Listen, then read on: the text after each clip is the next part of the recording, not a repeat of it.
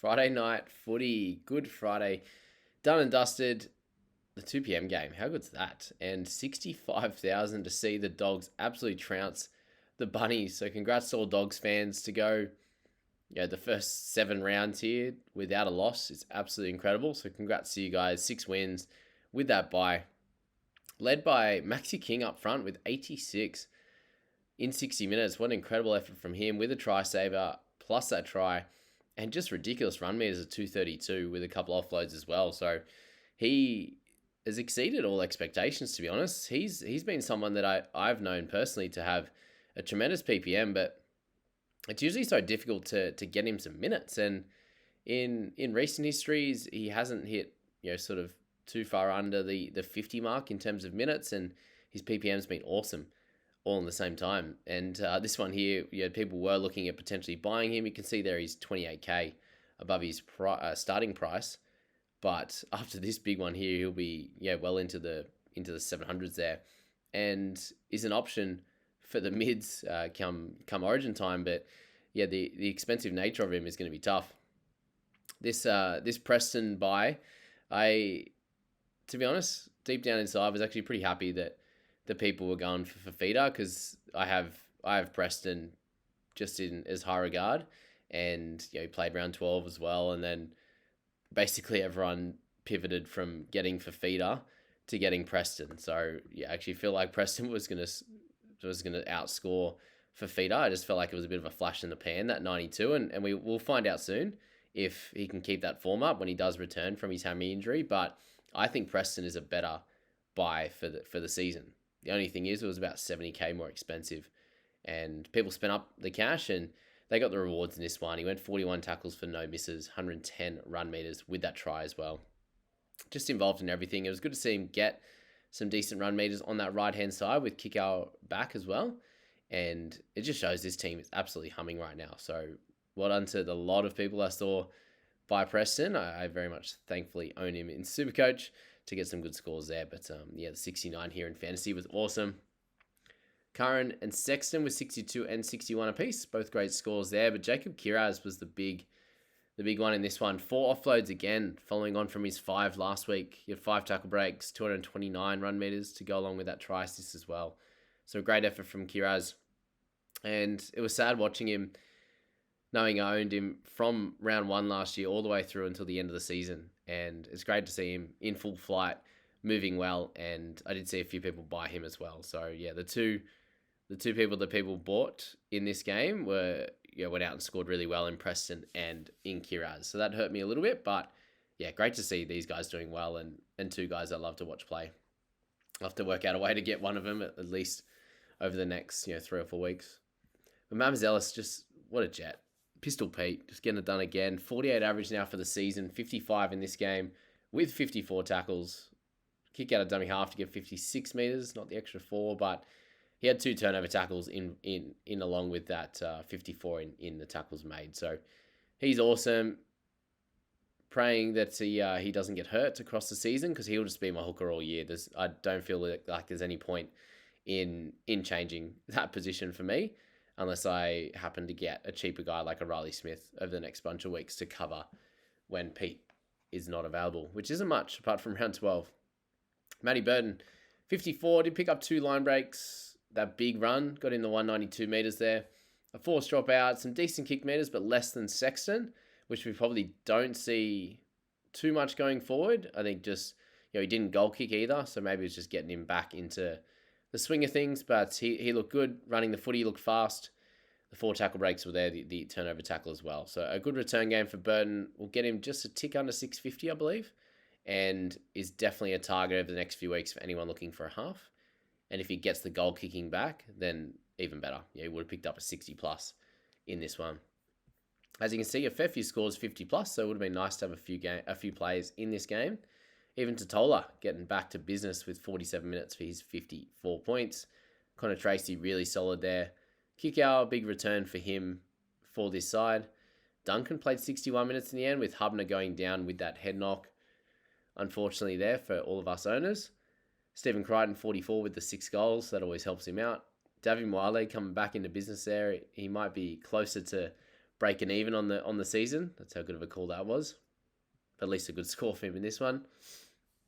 Bronson Sherry with a try, a couple of line breaks, just continues to be in the attack for him. Doing some good work. Tupanua with a try. Reed Marnie, 55 minutes only in this one for 37 points. So, yeah, definitely not someone with a 39 average you should be looking to target. And, yeah, Pete Mamzelis every day of the week there. Colin Matangi, 36 for him. He's had some low ones in recent history, very similar to Ola Kawatu, and they're averaging not too far apart. So it just shows what these types of edges can provide. And we do need to watch both him and Ola Kawatu to see how things pan out. If they get into the 500s, they're very, very clear buys, knowing what they can provide. Jai Gray, 32, a bit of a low one with the smashing, but you also saw a low one with Latrell Mitchell. And his is the more of the worry, given the price point. And yeah, you never thought that they were going to perform super well against the Dogs, but being kept to nil was very, very tough. And Pete almost got over for a try as well, double movement. But Latrell's 31 did involve a little bit of running, but just the one offload, 2 tackle breaks, only 7 made tackles. Playing in the 6th position, and things got moved around a bit. We did see Cody Walker go off for Dodd there as well.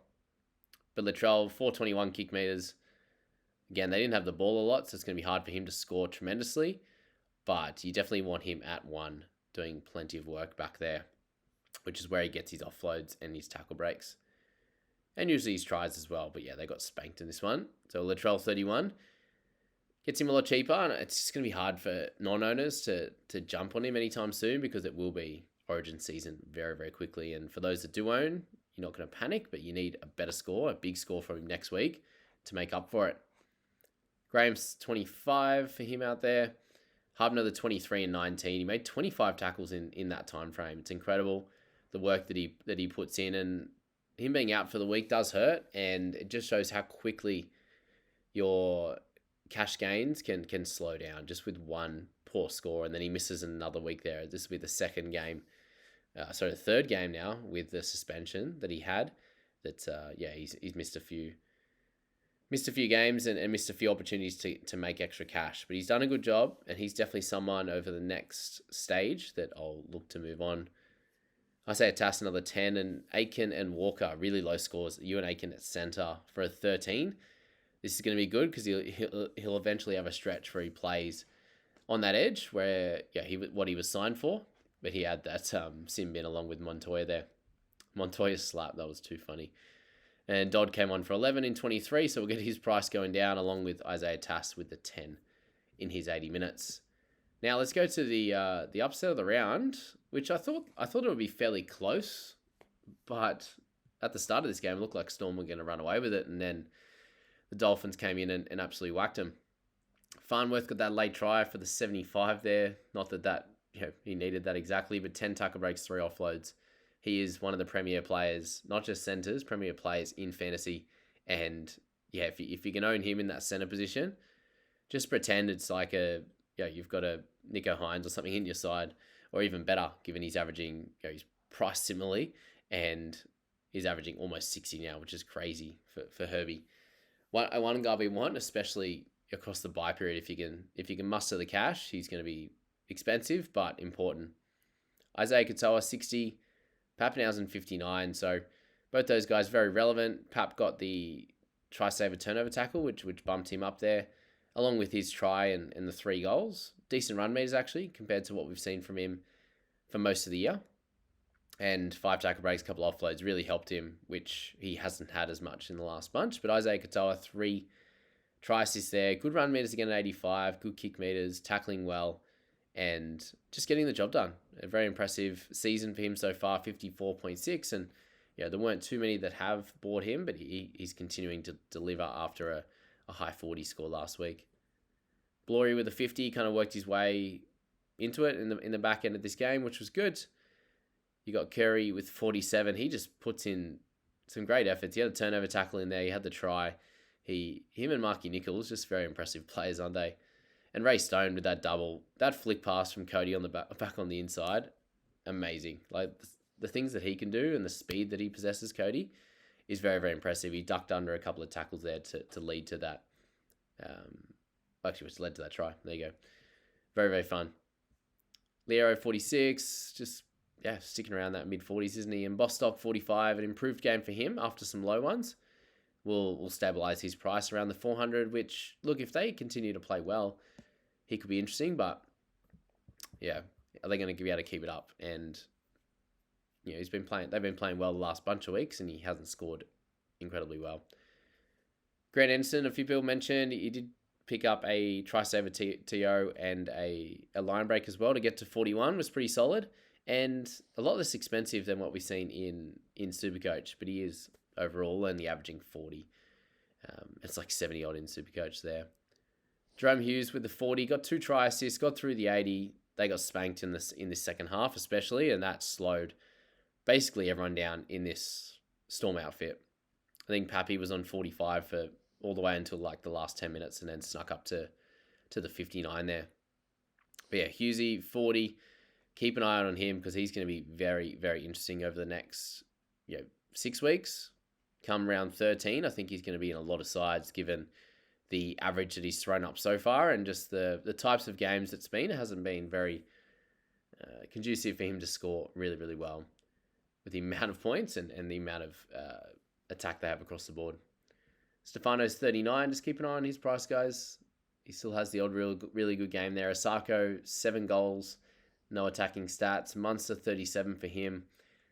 It was worse than normal in this one. He had the 4 tackle breaks, which has been more than normal. He had the 1 offload. Good tackle numbers, but he's still missing plenty. He's still got neg 12. Hardly ran the footy, hardly kicked the footy. And I think he's a sell. After watching this, final straw, I think. He should be done for most people's sides. You're not going to have him in Origin anyway. He's just not scoring well enough, unfortunately. So he should be out of your side. Finafiaki, 37 was okay. I was surprised how low he's ended up scoring. He looks so promising in the trials and in that first game, and it's just been pretty poor since then. Hammer, if you bought into the 90 from last week, picked up a 36 in a big win, so that was tough. Sounds like Grant is out for 4 to 6 weeks. And speaking of people that are out, by the time you see this, you might have more information than I do, given I'm doing it the night before. We've just moved on from Amsterdam and we're in Portugal for the first time. So that's super exciting. But you're going to know the information on apparently JC, Jaden Campbell, chance that he's done his syndesmosis or something. But then there's a picture out there a couple of hours ago of him with his, getting his hair cut by his barber, and he looked completely fine. There's no swelling down there on those ankles, so who knows? And then people are coming out and saying Terrell May's injured. There's some boxing video of him and his, I haven't seen it, but he posted up and was like, oh, everyone sell me because I'm injured. I doubt he'd do something silly like that. And then people are like, oh, Payne Haas is out as well. So apparently our whole team's out. Hopefully we know more information come the 24-hour update for the Titans. And I think that's for me at 5 a.m. So I'll work it out once I get up. But that'll be hopefully not, because I don't want to trade JC out. He's absolutely crushing it. And it would be a big win for the people that don't own if he is actually out. So Garlic 34, with Harry Grant out for 4 to 6 weeks, you'd think he'd be a bit more of an option. But with Wishart there not in a halves position, he can play some 9. And Garlic should do a job for a bit, hooker and mid, but he doesn't play round 12. And that's, probably the most important thing you'd get out of him over this next 4 to 6 weeks. And the good thing with Garlic is that you'd get him to start when Grant plays Origin, but round 12 is the hardest one, the one you need. Lem, 30 minutes for the try. Xavier Coates a try as well. Kane Bradley, 2 above the head catches, was good. Avrilo back down to earth, but a solid game as well. Donahue, the massive minutes of 58, but unfortunately for him, did get sin bin as well, but a 28 only. And yeah, could have been a bit more. In the mid-30s there, Gilbert just has to be sold. Like, it's been so bad, especially since he's moved to the edge. And what a bad buy that was in round 2.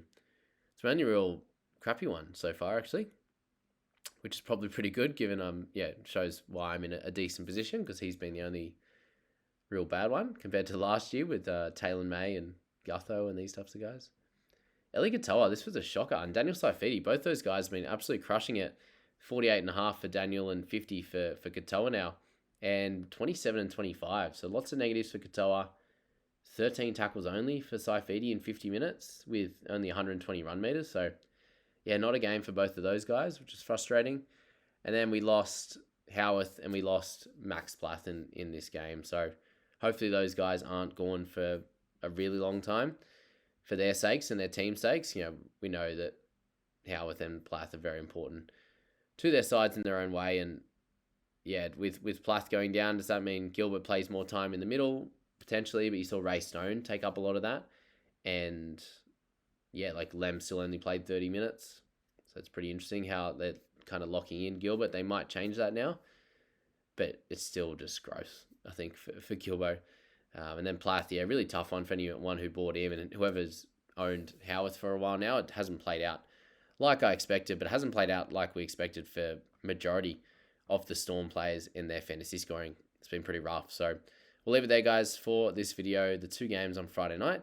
I hope that you enjoy Saturday games. We've got Sunday and Monday this week, so a very elongated round 7. I'm excited to see how it all goes. I didn't have anyone play last night. Actually, no, I just had Mavis Ellis out of that 2 games last night and just had the 2 from game 1. So 3 and 3 games for me. I've lost some ranks now after making a couple in the first one. And yeah, it was just a Preston one that kind of hurt with his really good score, but thankfully owned in Supercoach and Dream Team. So we'll leave it there, guys. Thanks so much for tuning in, and we'll catch you in Saturday's review.